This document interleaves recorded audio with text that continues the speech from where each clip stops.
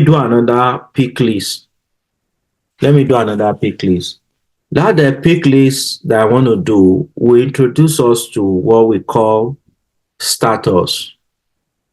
The status of the project. Is it has it started, not started, in progress, on hold, cancelled, testing, completed, something like that. So let me just say pick list as regard it. Then next, I want to do status. Let me pick status. Then I want to enter different values. Now at this point, I will say the first one might be not started. That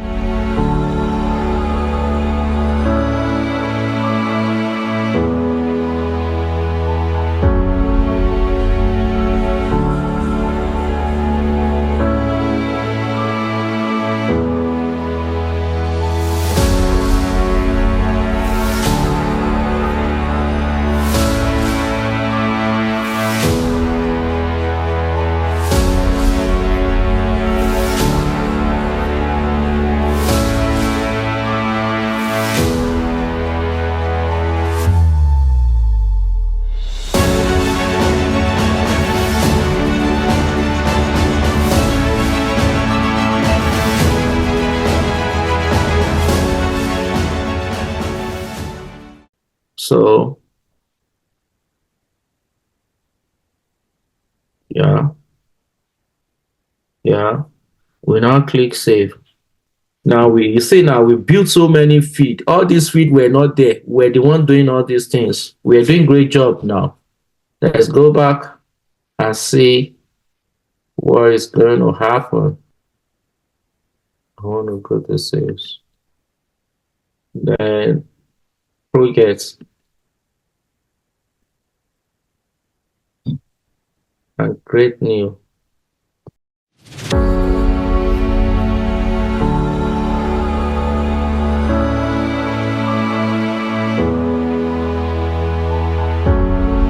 I'm not just doing this. I'm doing it to solve a problem. We want an object that can help us to get all the data input for our projects in our company.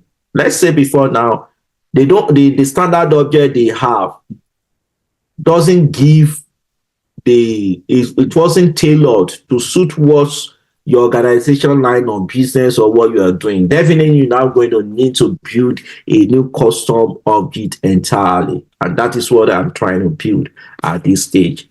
Then we can call our first project one. Okay, project one, then start date. Let's say the start date is today. It can be any other day, but it must not be day in the past. Take note. Start date cannot be the day in the past, and end date cannot be a date in the past. I'm still going to do validation rule to teach us that what you can do, that any end user must not save any record that if end user is trying to save by mistake, is trying to save end date for a project to be the date in the past, then it won't be allowed. I will use a validation rule to compel the person to make that correction that your end date cannot be the date in the past. We're going to do that validation. Will that be in our next class anyway? Now, the start date now is going to be, let's say tomorrow. The end date is going to be, let's say, on the 12th. Then you can see what we created now. Project manager that is having a lookup relationship. Right on the object, right on new project, we can now have search through our system. You know, I have Jack Rich. I have Jack Rich in this as a user on my platform. It's an active user. Then I can pick Jack Rich as a project manager. What has given me that opportunity? Because I built a lookup relationship between our custom object project and user. So that right on this project, I can look up and pick up something from the user.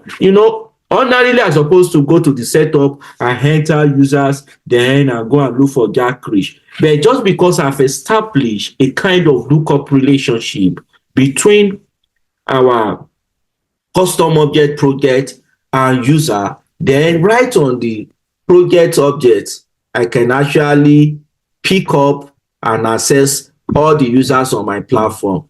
Then exactly, then I'll be able to enter what I need to enter into it, then carry on with the project. I hope I was expecting to have more users. Anyway. Okay. Now, this is the one I created, Jackwich, as an users within my org. Estimated hours. Let's say for the hours I expected for this project one, let's say 250 hours. Then let's say actual hours now, 150 hours. I gave it to 2 decimal places. The estimated cost. Estimated cost is going to be, let's say, 200,000 or 2 million anyway. Then I say actual cost now. Let's say 100 and we've not known actual cost. Let me just leave that one for now. If you want to enter anything, you can enter it if you know the actual cost. But I don't just want to. I can enter anything. Sure. Let me say 1,500,000. Then what is the priority? You can see now that pick list. We can now say our priority is hot or cold. Let's say the priority for this project is so hot. Very powerful one. Status now. You can see the pick list options coming out. It's not started, in progress, in this stage, users testing stage. That is where we are because we've almost completed this project at the end of the day. And I click save. But this doesn't look good. It just looks so vertical and it's not making sense. I want these project details. I want it to look beautiful. I want it to be left and right. That means the arrangement is not good. I want some of this to be on the right and some on the left. I've entered all these data now. I've entered this data on this record. I've entered all the data here. All this data I've entered. Then I can now click save. You see now, our field estimated cost. Then you see now project days. We didn't enter project days just because a formula pulled it all out for us automatically. The start date minus end date minus start date. That means 10 days between the project. Then which other one? Time saved too. We save 100 hours. Imagine that. 100 hours. 100 hours. Huh? Where do I go to rearrange this? Where we go to is layout. Layout. Let me go to layout. Then if I want to go to layout, where do I go? At the back end. Where do I go to the layout? It's like I'm on my own. Nobody is answering me. Anyway. We are vibing with you. Yeah, you got to go to setup. From setup, go to quick find. From quick find, you go to layout and layout and something else. I forgot the other one. Okay. Yeah, manager, from manager, object manager. We will now search for our projects. We search for this project.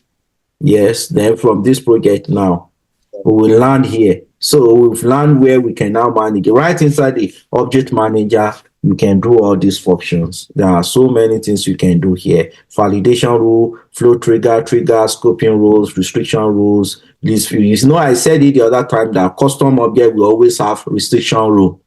You can see now there is a restriction rules on this. While some isolated standard object like task, events, and one other ones, they have restriction rules. But any other one do not support restriction rule. But all custom object always supports a restriction rule.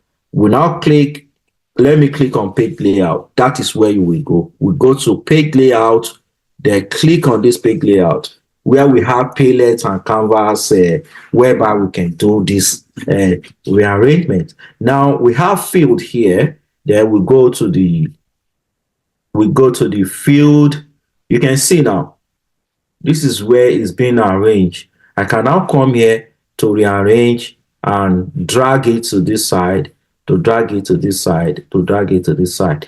Now I want to take some item to be this side, like estimated hours. No, let me pick cost. Yeah, cost.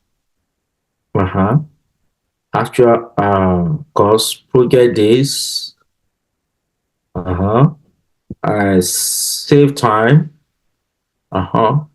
Actual cost. Priority. For now, it's okay. Then I quick save so that it will be available at the front end. Let me quick save. This is where you will go to page layout. You can do so many things at page layout, to rearrange, to hide, to do so many things. If I don't want any of these feeds now to appear at the front end, I will pick it and drag it and drop it here. Let's say I don't want status to be here, or priority. I will pick priority and drop it here. You see now, priority is here. If I save now, it's not going to be available any longer at the feed level, at the front end. But I need it. I will pick it back and drop it. You see now, that is what I'm doing now. Customization that I'm doing now is what is being referred to declarative programming. The declarative programming simply means drag and drop. I'm dragging something, dropping it, and I'm building something.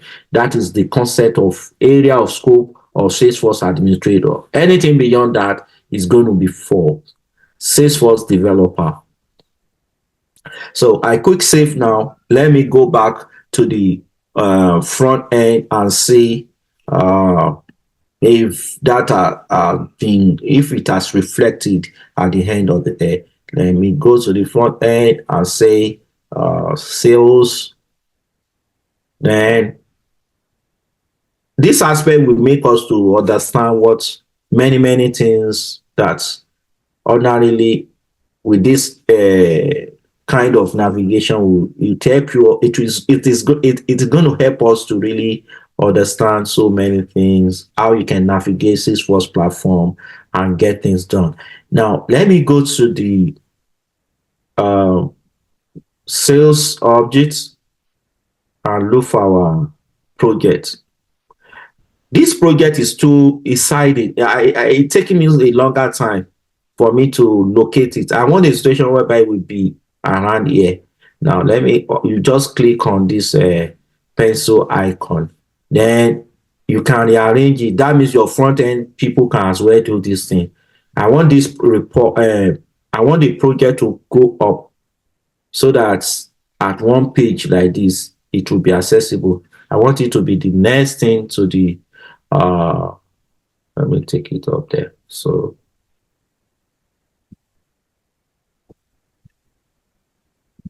okay, let me still take it up next to file. Then I click save. You can see now I have project here. It's no longer, I don't need to say more before I can access it. Then I say projects. Then we created one project. Any project that we create, they will continue to list, we'll continue to have it in this format. This is the Outlook that we're using is a table. The list view is table, is in a table form. That is why it's like this. Don't mind though. What we have done is not reflecting yet. But the arrangement is going to rearrange. You see now, it's no longer like, before it was just one boring vertical line like that. But now we have some feed on the right, some feed on the left. What has helped us to get that job done? Who can tell me? Before we were having all our feed vertically, and I said it didn't look good. I want it to look better. Making progress, we've rearranged what we built. Then we have to go back and still build many more stuff. Alright, that's a wrap up for today's video. I hope you have picked up some valuable insights and actionable tips in Salesforce ecosystem. Don't forget to hit the subscribe button. Give this video a big thumb up. If you found it helpful, I'm Asikola Oshirikan and I can't wait to see you in the next video. Thank you for watching and stay tuned for more.